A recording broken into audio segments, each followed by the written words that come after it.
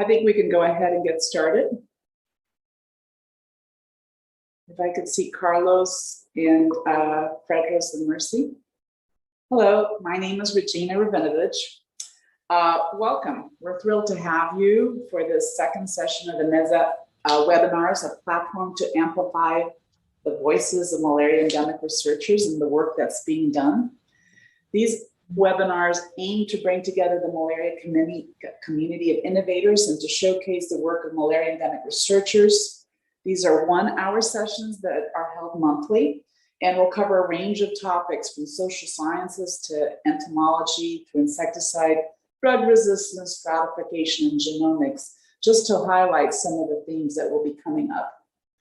For this seminar entitled New Approaches to Improve Malaria Mosquito Surveillance and Control, our moderator is Dr. Fredros Okumu, who you can see on the screen, and our speakers are Fredros Okumu from Ifakara Health Institute in Tanzania and Mercy Opiyo from the Manhiça Health Research Centre in Mozambique.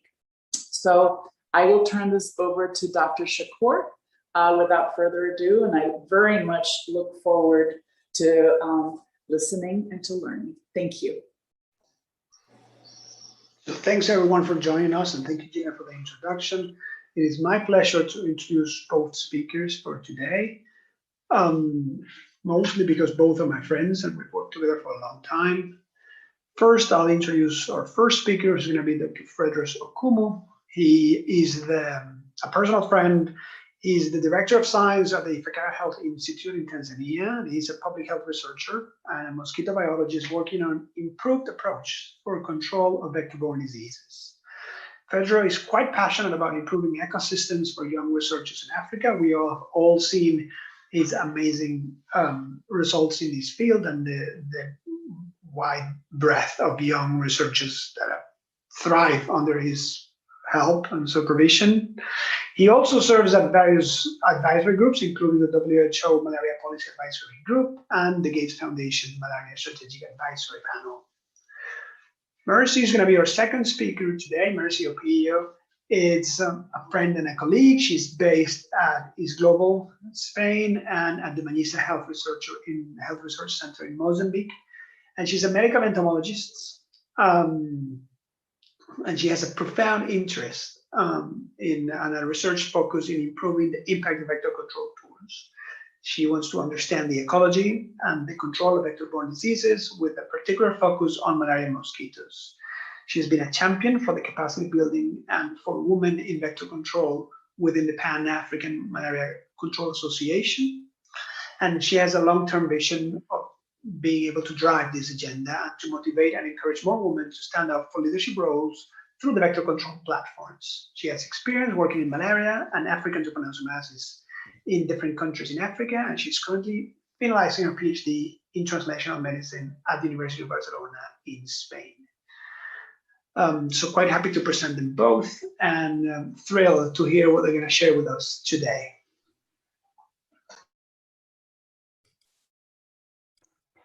Good morning.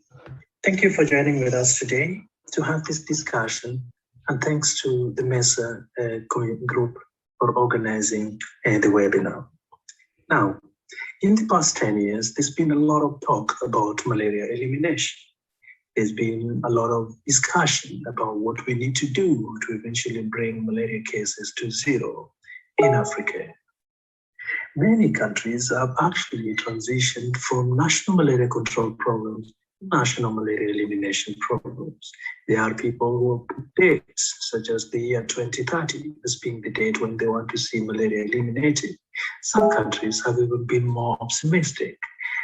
Now, there's a side of there's one group that believes that malaria elimination is a worthy goal and is achievable within our generation, and that we should go after it. There are others who believe that yes, even though it's an important goal, it is not something that we should be aiming at, because perhaps it's distracting, or perhaps we just do not have the necessary approaches or technologies to do so. I've had a lot of reflections, spoken to a lot of experts in the past few years, and I have some, thoughts about what should be the next phase of malaria control in Africa. I know that many of you are as concerned as I am, and I would like us to have a discussion today about this topic. To begin with, of course, I know that typically, in recent years, we speak a lot about what has happened since the year 2000. But I would like us to speak a little bit about longer periods of time. And the best place to start here is with the work that was done by Professor Bob Snow and colleagues, where they looked at malaria trends in Africa for more than 100 years, from 1900s to 2015. They also looked at the different interventions that countries have put in place from the time when we still did not have any of the current tools that we have today, when we were still relying mostly on environmental management and MDAs, to the recent times when we now have, long-lasting insecticide-treated bed nets, high formulations of new formulations of IRS, better drugs, great diagnostics, and so on. What you see in this image is that even though we speak a lot about the year 2000, it is not the first time that we have seen reductions in malaria control. Historically, we have seen a lot of similar reductions. Perhaps what you could say, however, is that the reductions we've seen in 2000 onwards were much more accelerated. The other thing that you see there, based on the size of the residuals around those estimates, is that perhaps the quality of the data is improving as well. I would like us to begin from there. Now, an important question is, why are we here? Why is it that malaria has reduced so much elsewhere, but not in Africa? And I think it's important for us to analyze these ones before we can take the next steps. Today, almost 25% of all malaria is just in Nigeria. And put 3, 4, 5, 6, 7 African countries, and you already have nearly all the malaria in the world. This is an important thing to look at and start to imagine what is it that we can do to actually make real gains. Now, the first thing that we've got to realize is that malaria epidemiology in Africa is very, very different. And these differences underlie some of the difficulties that we have seen in the control programs going forward. Look at it this way, for example. Here is an analysis done by Anthony Kittelski and colleagues in the year 2004, published then. And they looked at multiple factors. In this case, how often do mosquitoes bite humans as opposed to others? How long do these mosquitoes live? Well, what is the climatic suitability for transmission to happen? And on the basis of this, they figured that the most stable zones for malaria transmission are from Africa. The vectors you have there are much better vectors. The climate there is much more suitable. Overall, you have a situation where the epidemiology there is much tougher than elsewhere.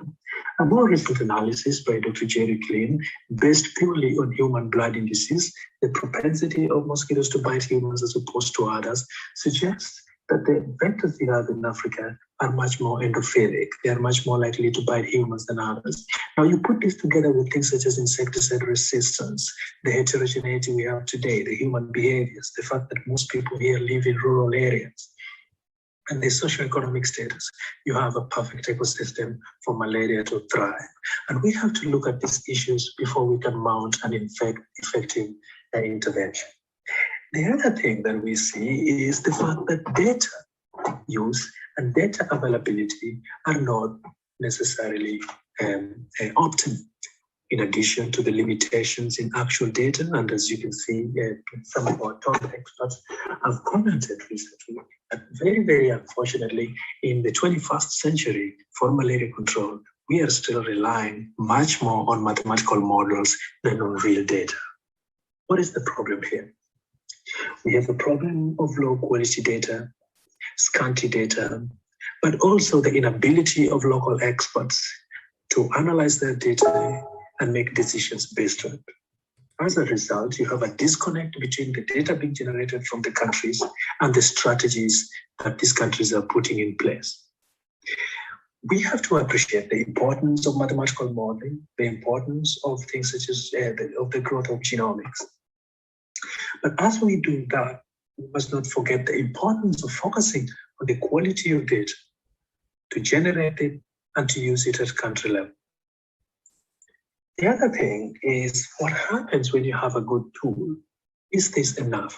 And as we have seen from the medicine side, it is not enough to have a perfect medicine. It's not enough to have a perfect drug. It's not enough to have a perfect diagnostic.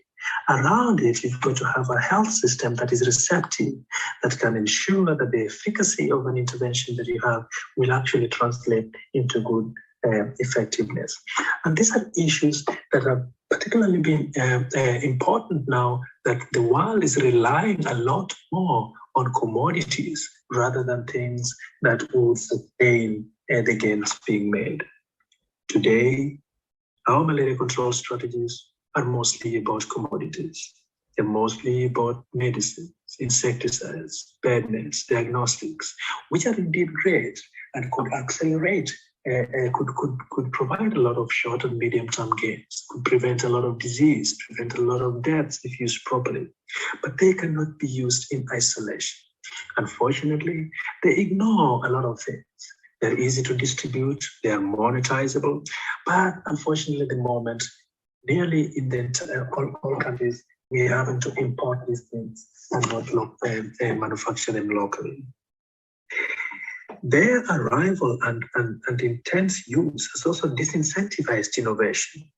They've also disincentivized capacity building.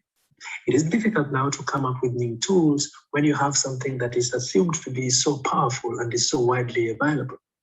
It also means that whereas in the past we wanted a lot of biologists and epidemiologists to continue analyzing the situation, today we're relying mostly on just implementers. Now maybe that is good, but in my opinion, I see the fact that we have to replenish these interventions so often that we cannot guarantee the stoppage of rebound, that we can only achieve short and medium-term goals and then have to start afresh is not necessarily a good thing, and it's something that we have to look at. The drugs, the insecticides, the diagnostics are great, and they will provide some short to medium-term gains. But real progress requires that we focus on a lot more holistic approaches. Capacity building, careers, leadership. Who is driving the agenda today? And maybe this is a topic that has been talked about a lot. In my opinion, it's not enough.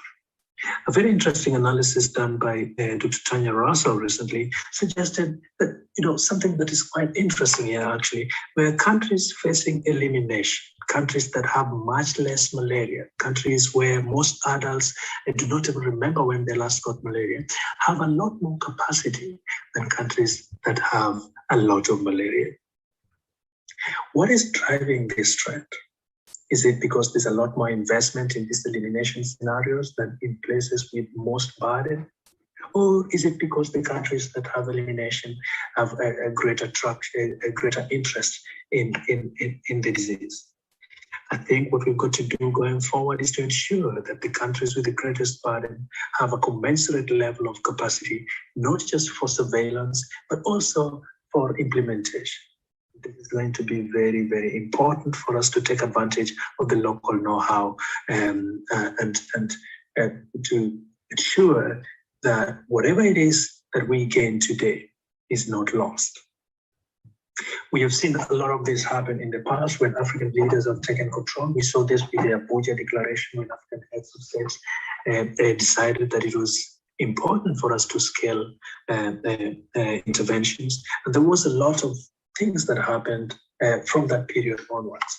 We believe that this local leadership will be important in the next phase of malaria control.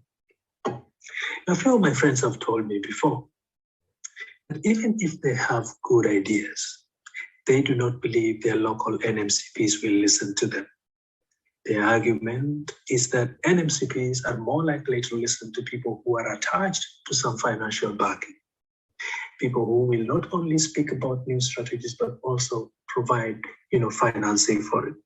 And this has led to a situation where a lot of national malaria control programs have very few staff themselves, but a lot of technical expertise, and where the local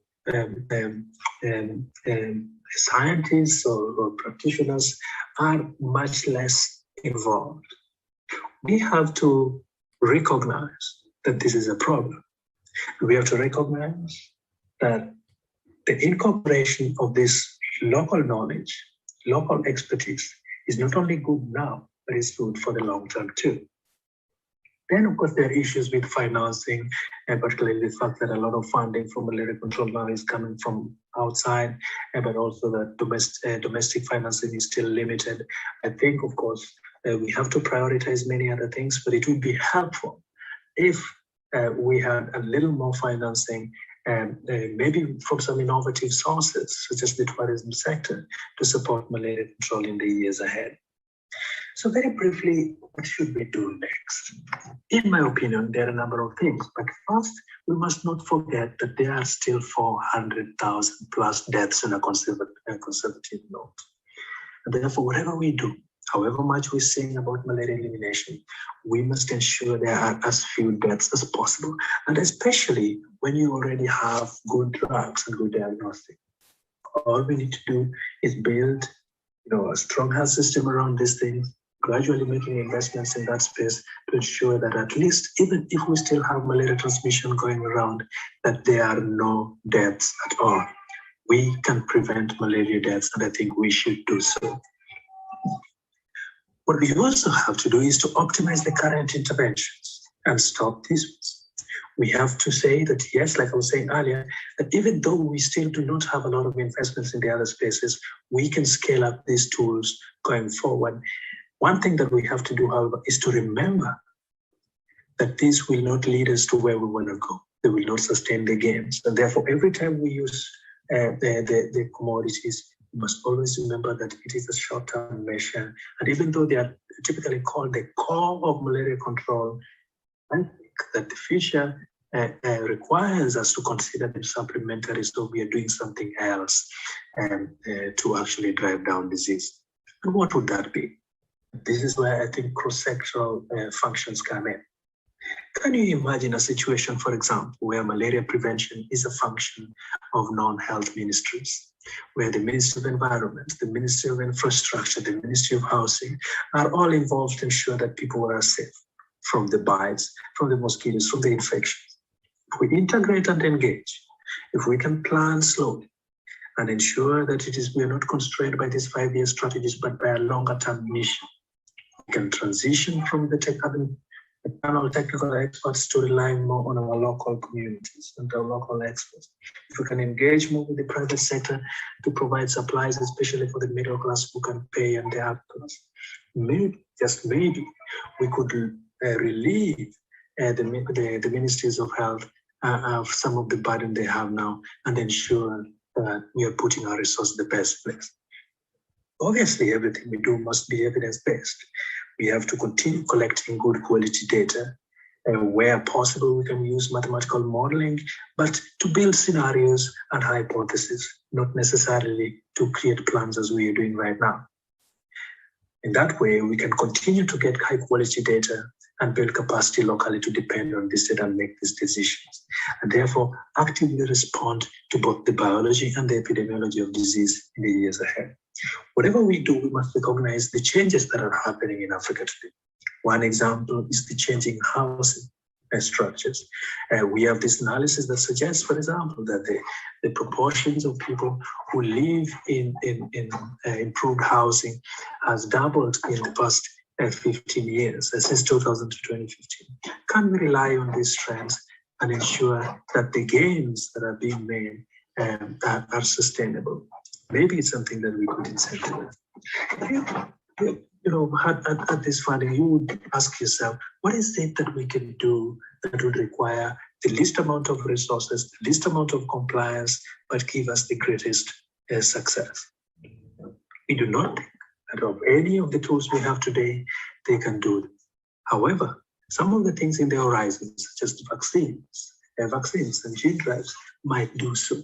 So I think one of the things that you want to do is have the countries come together and invest heavily on these potentially transformational tools, so that, you know, if we were lucky with one of them, and I mean, vaccines and gene drugs is just one example, but there might be others. If we could be lucky with one of these breakthrough transformational tools, we could then accelerate malaria control.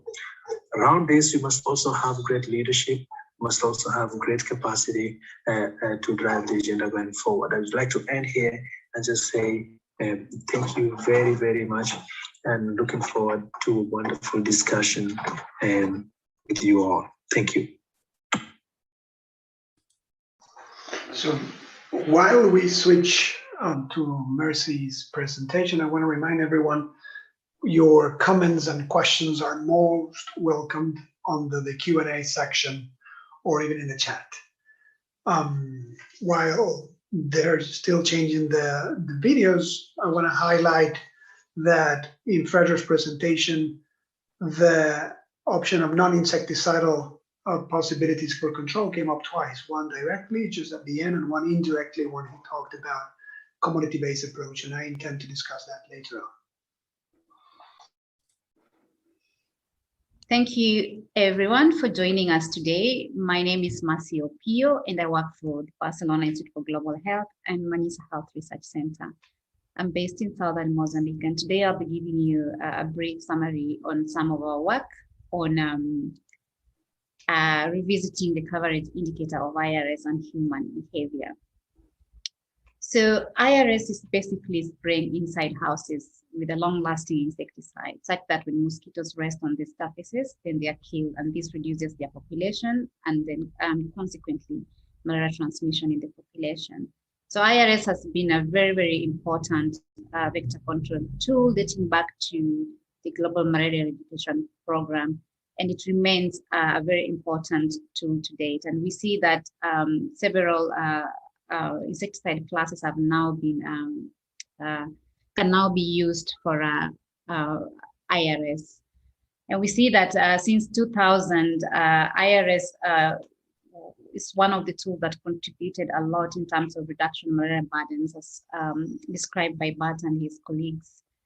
So how do we then implement IRS, assess its efficacy and its overall impact? So when it comes to bed nets, for instance, we see that it's very it's much easier to deploy bed nets in the communities, in the sense that bed nets can be easily deployed through assembly points, such as churches, hospitals, and through village leaders, and so on and so forth. So this really helps in terms of building the coverage and increasing the coverage very fast and reaching as many as possible people within the community within the shortest possible time.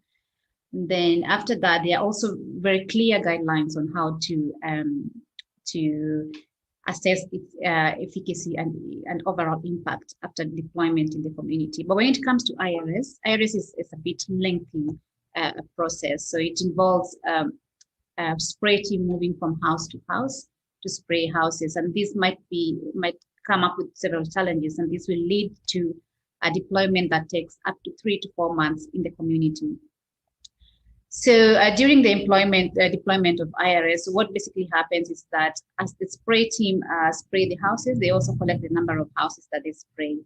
And at the end of the spray campaign, they will use the number of houses that are sprayed in the community versus the ones that are visited are used to evaluate the coverage that's achieved for that particular community. And so that is what we call the IRS demographic coverage, which is normally it's above 85% coverage is deemed sufficient enough for communal protection. So at the same time, to be able to know whether the product that is used is working optimally, appropriately, so a few houses are chosen to assess the durability of the product that has been deployed in the field, and the residual efficacy and the coverage that's achieved during the deployment, and other factors such as where mosquitoes rest inside the houses and so on are used to currently evaluate the overall impact of IRS. But then the question is, after we spray and we finish everything and we select the houses that we are going to do residual efficacy or monitor over time, then what do communities do in their households after that? Do they do any activity on their household that can affect the residual efficacy of the product that is deployed, as well as change the coverage that has been achieved and then lead to fewer people protected in the community? And secondly, during the deployment of the IRS, it's possible that some houses are likely to be missed during this process, or some rooms are likely to be missed due to various reasons. So the question is, if these households, rooms or houses are missed in the community, how would that affect our coverage and the overall impact of IRS? So I'll start with what communities are likely to do in their houses after sprayers have finished implementing IRS. So we look back into two studies in South Africa, one in South Africa, one in India. We see that people are likely to conduct activities within their households on their walls that are likely to affect the residual efficacy of the IRS product. But these activities can be done for various reasons, not because the household owners don't like the IRS product or so on and so forth. It could be because of general maintenance of the house or cleanliness. So we see that the blue line indicates the coverage that was achieved by a spray team during the implementation, and the green line is the residual efficacy of deltamethrin, and on the right side is the residual efficacy of DDT. And we see that with wall modification, as people conduct activities on their walls, this is likely to affect the residual efficacy of the product and reduce it to less than what is expected to last in the real field situation. And so such activities are likely to affect as well the coverage, as well as the number of protected, and how we currently evaluate the impact of IRS. Then the question is, does this, since these studies were done about 10 years, 15 years back, so do we have this problem existing today where IRS is conducted? So we look at this situation in 2 districts in southern Mozambique. So we assess the extent of wall modification after IRS was deployed in 2 districts, Matutuine and Boane district. So Matutuine was sprayed with Actelic and Boane was sprayed with a Sumi shield. And we collected information regarding whether people paint or plaster their walls after IRS is done. And after that, we used that information to evaluate whether the housing modification will reduce IRS coverage, reduce residual efficacy of the product, and affect the mosquito biting rates in the communities. So we did have a very simple study. We used semi-structured questionnaires, and we interview 600 households monthly.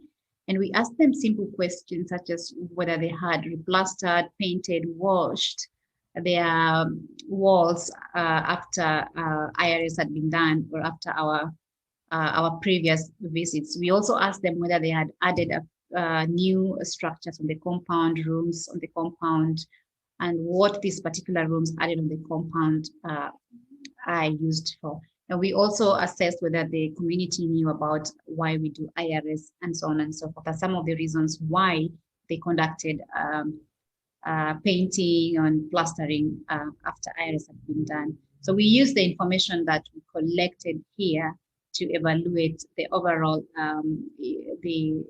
the overall impact of those housing modification on IRS coverage, as well as its consequence on mosquito biting risk for the community. So we found that in Matutuine, so the figures on the left, the panels on the left represent Matutuine, and panels on the right represent Boane. So we see that in Matutuine district, which was sprayed with Actelic, there was modification, wall modification happening every month. We see when compared to Boane, we see that there are modification happening, but in low frequency or less frequency. And we look at the second panel, we see that in Matutuine, again, household owners added rooms after IRS had been done. And the same happens with Boane district, but the frequency is much higher in Matutuine district. And when we looked at what these rooms added on the compounds were for, we found that most of the rooms were for sleeping and living spaces. And we also looked at the bed net used the previous night every month to see how the communities compare in terms of bed net use. And we found that Boane district had much higher bed net use as compared to Matutuine. So in overall, we see that there's more housing modification when it comes to Matutuine than Boane district, but yes, modification is happening. And we see that this modification is happening through either household owners painting, washing, brushing, and plastering their walls after IRS has been done. But then the next question is, how then does this housing modification affect coverage that's achieved in the community? And how does that affect, relate to mosquito biting risk for the communities? So the blue line and the green line, the straight blue line and green line represent the coverage that was achieved during the IRS campaign in Matutuine and Boane district by the implementing program. And the dotted line, that is blue dotted line, represents the coverage as a result of housing modification. You see that the coverage drops quite a lot due to these activities that are conducted by people in their households for Matutuine as well as Boane. However, the drop in Boane is less than the one in Matutuine.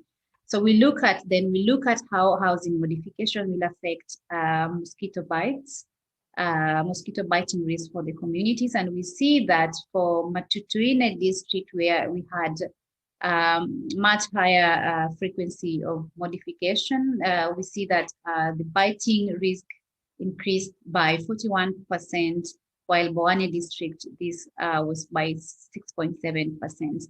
And then we look at the second panel, the panels D, E, and F.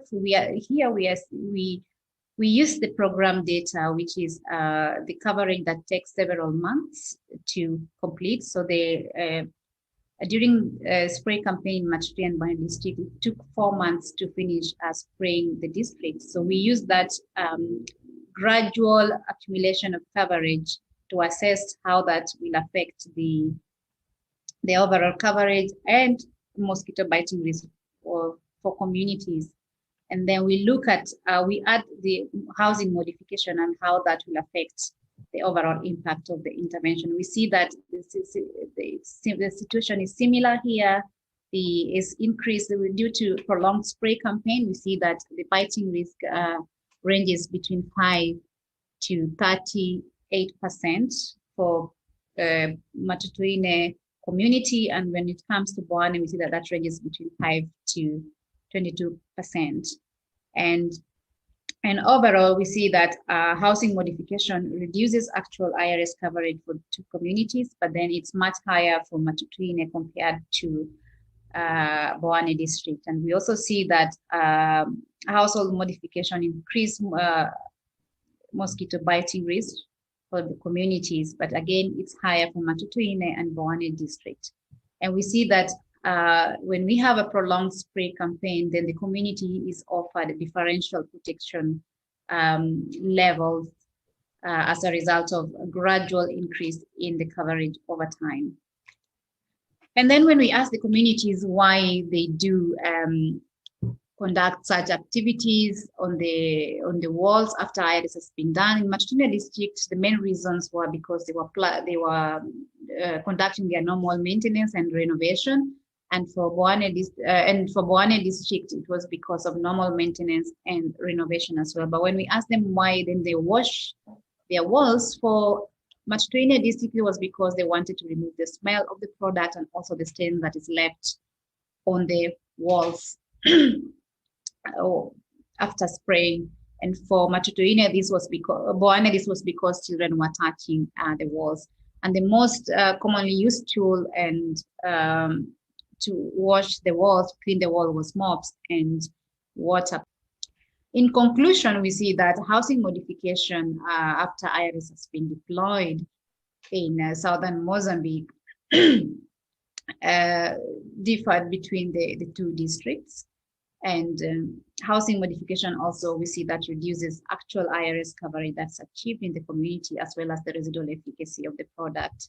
And we see that as a result of housing modification, this is likely to increase the mosquito biting risks and undermine the intervention, IRS as an intervention.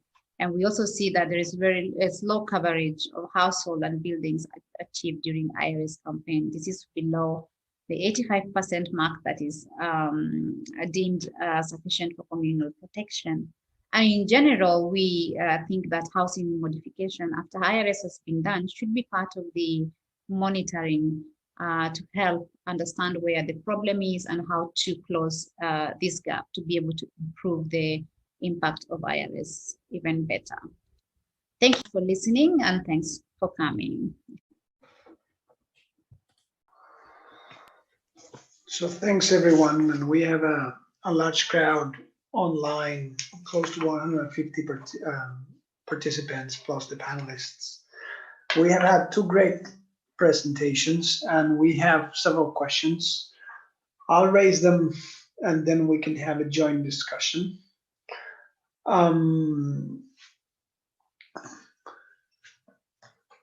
So one topic that came up twice during Fredros' presentation is the potential approach with non-insecticides. And this came out first indirectly when he mentioned the current commodity-based approach. This incentivizes innovation and capacity building and forces us into a stock out, replenish cycle that doesn't really enforce local manufacture and production. And then he said explicitly right at the end when he emphasized non-insecticidal options such as gene drives, etc. And there's been on Fredros' mind for quite some time the whole issue around nets and how treated nets can only be produced outside Africa. And this has been a very sensitive topic. Fredros, do you want to give us a couple of minutes on that? Have your thoughts evolved after your latest paper? How do you intend to raise these at international committees, etc.? Good morning, Carlos. Carlos, I think we first must recognize that insecticides have been critical and very, very helpful, both historically and in history in general, but also more recent times. And that's a very important thing to recognize. A lot of the gains that we've made, even though they were never sustained, were due to effective commodities and effective insecticides in particular. What we also know, however, are that you cannot win against evolution. You instead enter a rat race. And so you have to choose how long you want to go. And you might say, well, we will just keep finding a new insecticide every time. And maybe that's feasible. I don't think so. That's one part of it. And at the moment, because of risk benefit, we are ignoring the environmental aspects of the equation. So we're saying, oh, let's solve the malaria problem first. But there will come a time when people ask, do I want my infant baby to sleep in a sprayed house for 1 year? Especially if the spraying is being done by things like neonicotinoids or organophosphates. So I think my mind is still evolving, but I'm consolidating around the idea that with their limitations, things such as insecticide, such as bed nets, do not necessarily have to be insecticidal. They just need to be durable, very widely available, and if possible, properly designed, fashionable, and and widely used. And they will give you the physical barrier and all that. Besides, I mean, we can talk a lot about it, but there's really no concrete evidence that resistance impacts ITNs. I think we can argue about that for a long time, but there is really no concrete evidence that resistance impacts ITNs. On the question of IRS, we've said many times, I do not believe that indoor residual spraying will be, in its current form, will be in use in 10 years. I think this will be phased out. And you just have to look at the evidence. There are more countries that have taken up IRS, but the coverage has stayed stable or declined. The resistance is catching up with every class of insecticide we innovate, we develop. And we cannot assume that we will always have either a new combination or a new pesticide to beat resistance. People spraying IRS involves removing everything from people's house. And as Mercy was describing, it's not a very easy thing for accepting. In fact, I suspect most people on this call will not accept their house to be sprayed. Neither will they accept a newborn baby to sleep in a freshly sprayed house. So all these challenges together, of course, realizing that malaria is still a big problem. What I'm saying is, yes, that is what we have now, but we have to start thinking about a future without them. We have to start thinking about what will happen when we cannot beat evolution. To conclude, I have been very unhappy with the idea that the most important tool today for malaria control in Africa is ITNs. Yet, most ITNs, nearly all of them used in Africa, are imported. This is fabric. This is, cloth. It's like this piece that I use covering my baby. This is the oldest industry in Africa. Everybody can make cloth, and somehow we have to import it. The main reason we do this is because the African industry does not have the insecticide, the technology to put the insecticide on the net. This is one reason that bed net manufacturing at competitive pricing and quality is rarely done. It's done in Tanzania very well, but with a royalty-free technology from Sumitomo. So if you have to get these 1.3 billion people to rely on an imported tool, which anybody, besides many of these countries already make a lot of clothes for export to Europe, but somehow the system does not allow them to manufacture the bed nets that they need as the #1 tool.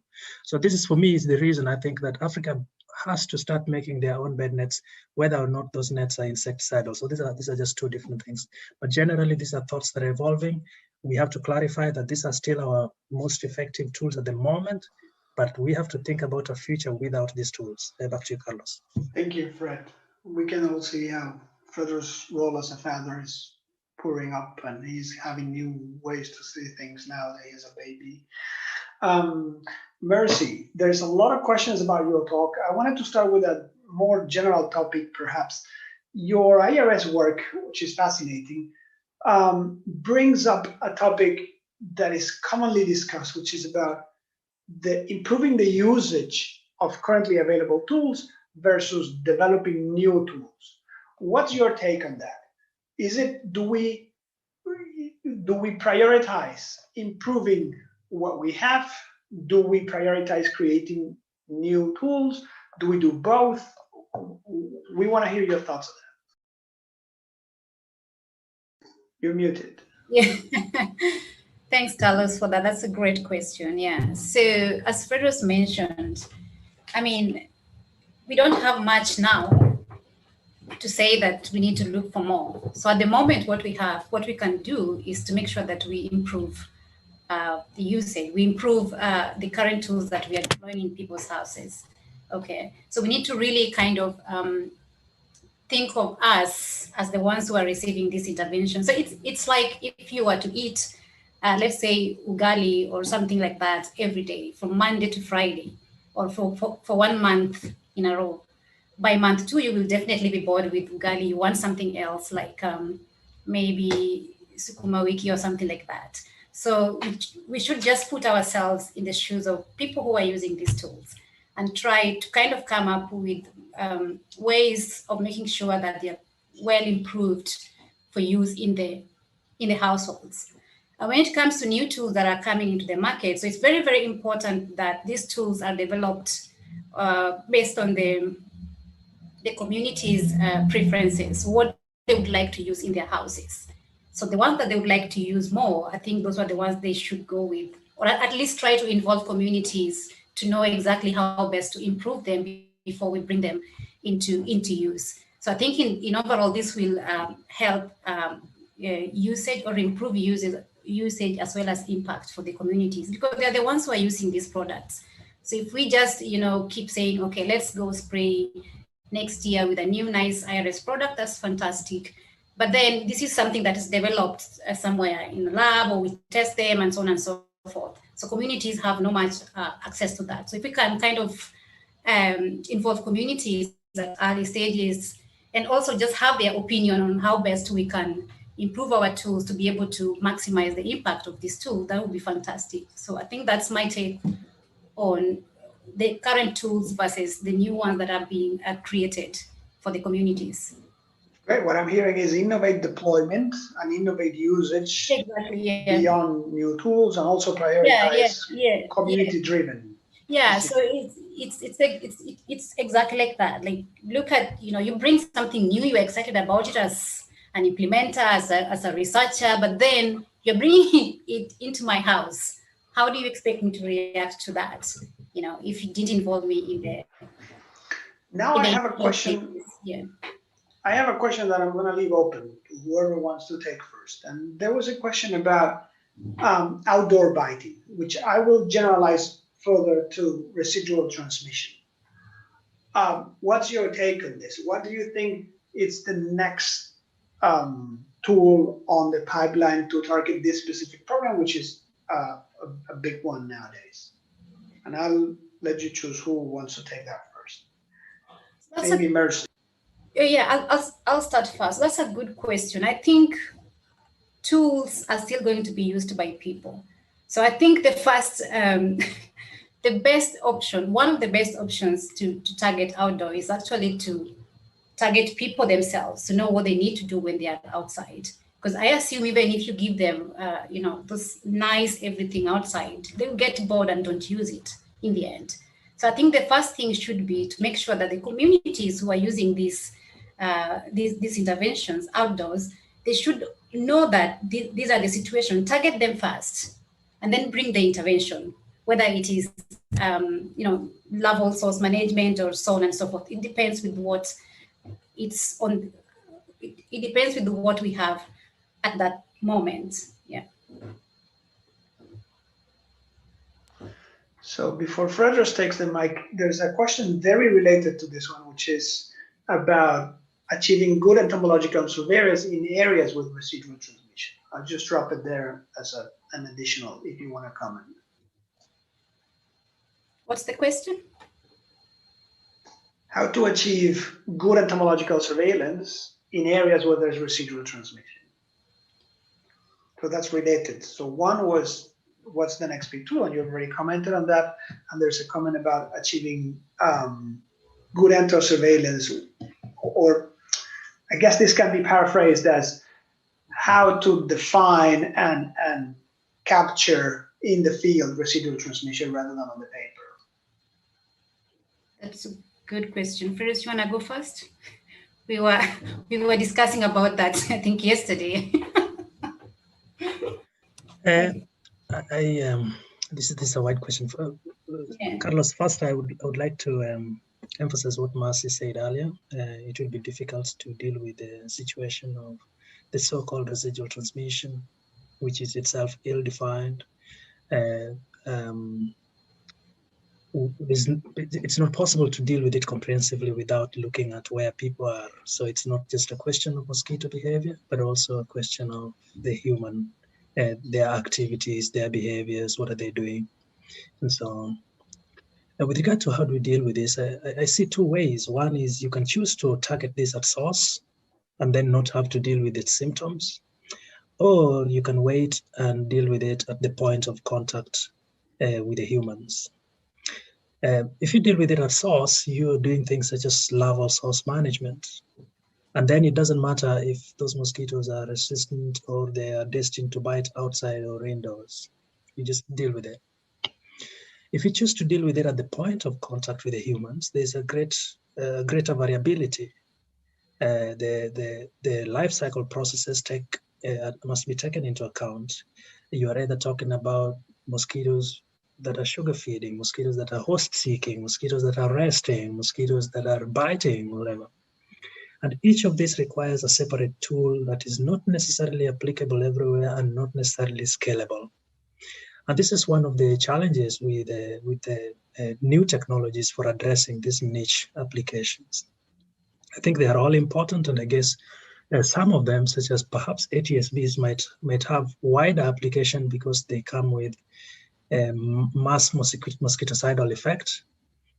So just by killing a large number of mosquitoes, they also reduce these other minor challenges. But the rest of them, like topical repellents, will target very specific sections of the life cycle process and become fairly difficult to scale up without a proper private sector component to it. I think overall, though, these are very useful tools, and as our populations become more economically enabled, they will be able to take care of this. Now, I have to add that when we talk about residual transmission or outdoor transmission, as you say, we must not think only about vector control. There is a lot that you cannot do. There is not much you can do with vector control in the case where most transmission is happening outside the house. Usually you don't even know where it's happening. You cannot define it properly. But also it happens that in such places, the transmission or the prevalence is not high. Places where transmission is mostly outdoor do not have as high transmission as places such as middle of Africa where transmission is indoors. And therefore, I think case management has a lot to play here. Case management and effective surveillance, just being able to identify every individual case and clear the parasites off them. I think it's a very important approach that we can use to deal with. Very briefly, with regard to question of surveillance, I think this requires a lot of thought, and I don't think that we know very well how to do it right now. We have to look at multiple things, not just where mosquitoes are biting, but also which mosquitoes are involved, and are they responsive to whatever interventions we have, and where do we put our surveillance? Where do we position our surveillance tools? This is a very big subject and I haven't really thought about it. So maybe if I think about it more during the call, I can bring it back in, but well, thank you. Do with a quick answer. Back to you. We still have a few minutes and I want to squeeze a few questions. There's a lot of questions for Mercy. First, I want to say I've been remiss. The very good questions on residual transmission were from Ruokwan Wang, Indra Bithiligam, and Gilson Moreira, all of them together. Now, there's two questions related to the IRS practice, Mercy. One from Mahugnam Zogo and one from Leslie Akuktakor. And they are, one of them is surprised by your comment or your statement that some communities are forced to pay. And I guess that's striking for some people. And if you could comment a bit on that. And then the other person is also asking about how people are encouraged not to modify the walls and during the campaigns, and if this encouragement has any effect or not. Thanks, Carlos, for the question. Yes, even us, we were surprised when we saw that people mentioned that they were forced to pay for IRS, because I thought IRS is given for free to the communities. So it was also very surprising to us. So when it comes to, what was the second question? If people during the campaigns are encouraged not to modify the walls, and if this encouragement has any effect on it. Yeah, from my personal communication with the team who are implementing IRS in these communities in Mozambique, they normally explain to community members through leaders and so on and so forth not to conduct these activities on their walls after spraying. But what happens is that, I think most of the communities around these settings are rapidly growing. So there's so much happening at the moment. People get little money, they want to improve their way of living and so on and so forth. So you will not stop somebody from painting, after getting some money from somewhere. They would go on and paint this, their houses, or plaster their houses, or build some nice room or an extra bedroom for their children to sleep in. So these are very hard to kind of say, okay, don't do this. These communities, they also have their own priorities that we cannot we cannot stop them from doing this. Yeah. So 1 minute left. Again, for Mercy, there is a very related question about sensitization and social behavioral communication done before, during, and after the IRS campaign. I don't know if you have been exploring this together with your key work on wall modification, but what's your insight of this? Do we do enough? Are we doing it right? I think, in my opinion, speaking about Mozambique, looking at the history of IRS in Mozambique, I think it's one of the countries which has received IRS for so many years. So talking about sensitization and so on and so forth, I think they have been doing quite a lot when it comes to that. And looking at work that has been done by my colleagues at CISM during those times, you can see that a lot has changed when it comes to community sensitization. So I don't think there's a big problem when it comes to sensitizing the communities about IRS, because they've lived with IRS for a very long time, and it's something that is being done yearly, year out. This is very unlike, let's say, somewhere in Kenya, in Western Kenya, for instance, where IRS is not done in all the communities. These people will suffer from, this sort of shock or something like that. But for southern Mozambique, IRS has been going on for a very long time. Thank you, Mercy. So now it's been raised to my attention by the technical team that the former executive director of World Bank Malaria, our Marie Korsek, is online. We would like to give you a few minutes on the floor if you are available, and I'll leave it to the technical team to reach out.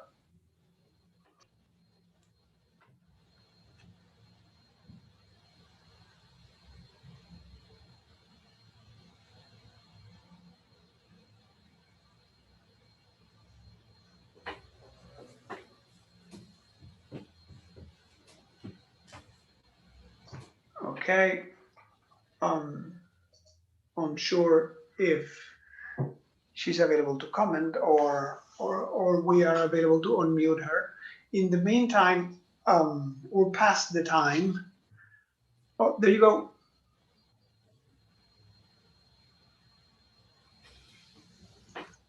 We may have missed the window. There are plenty of very important questions that I'm afraid we won't be able to touch because we've already reached our limit. But I want to thank everyone for submitting them, and I encourage an offline discussion via email or our forum. And I'll give it back to Gina if she's online to say goodbye. Otherwise, I'm happy to raise about the upcoming seminar for MESA. And I think Gina is not with us anymore, but the upcoming MESA seminar will be the third one on the series, and it will feature Christian Happy from the Redeemed University of Nigeria and Stella Shinet Carrasco from the Universidad Toribio Rodriguez de Mendoza from Peru, and they will discuss how to integrate genomics into the malaria intervention toolbox. And we will be sending a follow-up email with the recorded presentations and the summary of today's presentation to everyone, and see you all on July 7th. Mercy and Fredros, once again, thank you so much for this brilliant participation and the discussion, and for the key work you are doing on not just malaria prevention, but capacity building with young fellows in this space. Thank you, Carlos. Thanks, everybody. Thanks everyone. Thanks, everybody.